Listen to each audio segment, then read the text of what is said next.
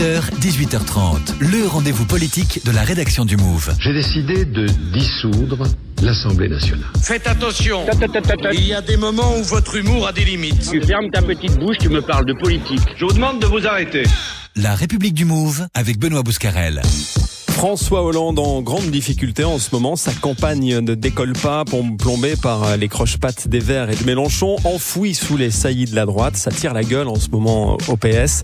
Et comme on est gentil, nous, à la République du Move, on va essayer de remonter le moral à Najat Vallaud-Belkacem. Elle sera notre deuxième invitée dans la rubrique Visiteur du soir. À la fin de cette émission, elle est aussi porte-parole du candidat Hollande. Mais avant ça, on parle de ceux pour qui vous ne pourrez probablement pas voter en mai prochain. Non, soyez pas si Ceux sûr. qui vont avoir dans les semaines qui viennent toutes les peines du monde à obtenir les fameuses 500 signatures et à s'imposer dans le débat, ceux qu'on appelle les petits candidats. Celui qui réussit à s'imposer même quand on ne lui donne pas la parole, que vous avez entendu à l'instant, c'est Maxime Werner. Bonsoir. Bonsoir. Candidat à l'élection présidentielle. Vous êtes le plus jeune des candidats à l'élection présidentielle. Paraît-il, oui. Merci d'être avec nous. Ce qualificatif de petit candidat, vous l'assumez ? En fait, il y a deux types de candidats. Vous avez ceux qui veulent être président de la République. C'est pas mon cas.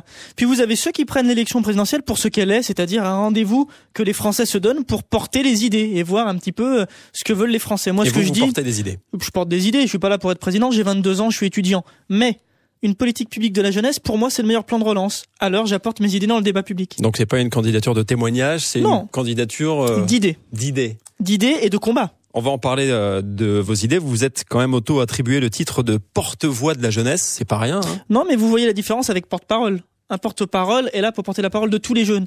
Moi, vous savez, il y a aujourd'hui deux vrais phénomènes dans la jeunesse. Ceux qui finalement acceptent que la jeunesse soit de plus en plus longue, qu'à 27 ans, on n'est pas encore d'emploi durable. Et puis, il y a ceux qui essayent d'accélérer le mouvement et d'être une vraie richesse, de recréer du lien avec les autres générations.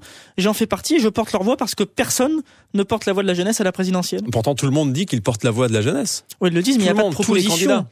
Aujourd'hui, j'attends. Si demain, un candidat à l'élection présidentielle qui veut être président, lui, fait une politique publique de la jeunesse, alors j'irai en discuter avec lui. Et vous vous rallierez, c'est ça ? Le sens de votre candidature aussi, la question de rallier, vous savez, moi je ne suis pas là pour ma petite personne. Quand on dit je vais en discuter avec lui ou elle, c'est pour négocier et pour essayer de se placer. Non, je suis pas dans ce rapport-là de la politique. Moi, je veux pas être un politicien. Je suis pas dans les partis politiques. Je ne veux pas, comme les autres, des investitures, etc. Ce que je veux, c'est qu'il y ait une politique publique de la jeunesse. Alors, si possible, que les deux principaux candidats à l'élection présidentielle en aient une. Et surtout, qu'on arrête d'accepter que Marine Le Pen soit numéro 1 chez les jeunes et fasse plus de 20%. J'ai fait un tour de France, à la fois pour aller voir les élus, puisque j'ai 200 parrainages, mais aussi pour aller porter des discours contre les idées du Front National, qui, à mon sens, sont l'inverse de ce qu'est l'esprit de jeunesse, c'est-à-dire la vraie générosité envers l'avenir consiste à tout donner au présent, et cette ouverture. Vous n'êtes pas un politicien, Maxime Werner, mais vous en avez tout l'air. Hein. Vous parlez très bien, vous exprimez très bien, vous posez comme ça le débat. C'était exclu totalement d'aller dans un parti ? Non, mais je regarde ce que font les partis. Mais moi, je suis dans un autre rapport à la politique. Je crois qu'il faut d'autant plus de citoyens qui ne sont pas engagés professionnellement. C'est-à-dire qui ne font pas ça toute la journée. Voilà, je suis étudiant, je suis en dernière année à la Sorbonne. En quoi d'ailleurs ? En communication à la Sorbonne. Et donc, j'ai ma vie autour. Et puis, la question de la jeunesse, comme d'autres types de questions d'ailleurs dans la vie politique, doivent aussi prendre en considération ce que vivent les citoyens. Et vous savez bien qu'à l'Assemblée nationale, il y a très peu de jeunes de 22 ans quand même. Il y en a même pas. J'ai fait changer la loi et désormais, on peut se présenter dès 18 ans en législative, comme à toute élection. Mais quand même, qu'on entende un peu la jeunesse. Alors je suis vraiment là pour porter cette voix et je ne suis pas là ni pour négocier. Hollande, il se réclame aussi de la jeunesse. Il dit que ça sera le centre de sa campagne, le cœur de son engagement. J'espère que ce sera le cœur, mais aussi les organes. C'est-à-dire que j'espère qu'il y aura des propositions. Aujourd'hui, les propositions de François Hollande sont somme toute très intéressantes. Il a raison de parler de jeunesse. Mais encore faut-il aller au-delà de son contrat de génération qui ne concerne que le monde de l'entreprise. Moi, je parle de comment on fait pour avoir le permis de conduire gratuitement, qui ne serait pas financé par l'État. Comment on fait un service civique obligatoire d'1 mois. Comment on fait des résidences intergénérationnelles. Comment on change le rapport à l'échec scolaire. J'attends que les candidats, dont François Hollande, se positionnent là-dessus. Vous essayez de les titiller ? Oui, j'essaye de les titiller. C'est facile ça à faire ou pas ? Le plus difficile, si vous voulez, dans une campagne, quand on a très peu de moyens, puisque moi, c'est moi qui me les donne, les moyens. Je suis étudiant boursier, donc évidemment, je n'ai pas une force de frappe gigantesque.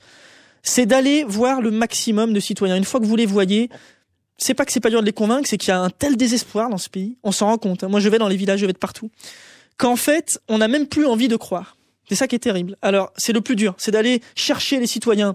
Les gros candidats, moi, j'ai fait un choix. Je ne suis pas Nicolas Hulot. Je vais pas les faire signer en bas d'une feuille de papier et attendre dans mon lit le soir qu'il fasse une politique publique de la jeunesse. Je préfère aller chercher mes 500 parrainages. Je vous l'ai dit, j'en ai 200 aujourd'hui et j'appelle les élus, s'il y a des jeunes élus qui nous écoutent, à m'appeler. Et puis, surtout, j'espère aller chercher 2, 3, 4% des suffrages. Pourquoi pas?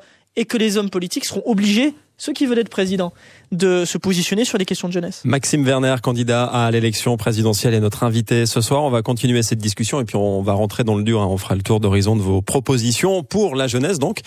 Et on verra si ça concerne aussi que la jeunesse. Peut-être qu'il faut aussi d'autres propositions pour être candidat. D'abord, le Résumix, le résumé en son de l'actualité politique avec, par ordre d'apparition dans vos oreilles pour parler nucléaire, Xavier Bertrand, François Hollande, Cécile Duflot, Éric Besson et Nicolas Sarkozy.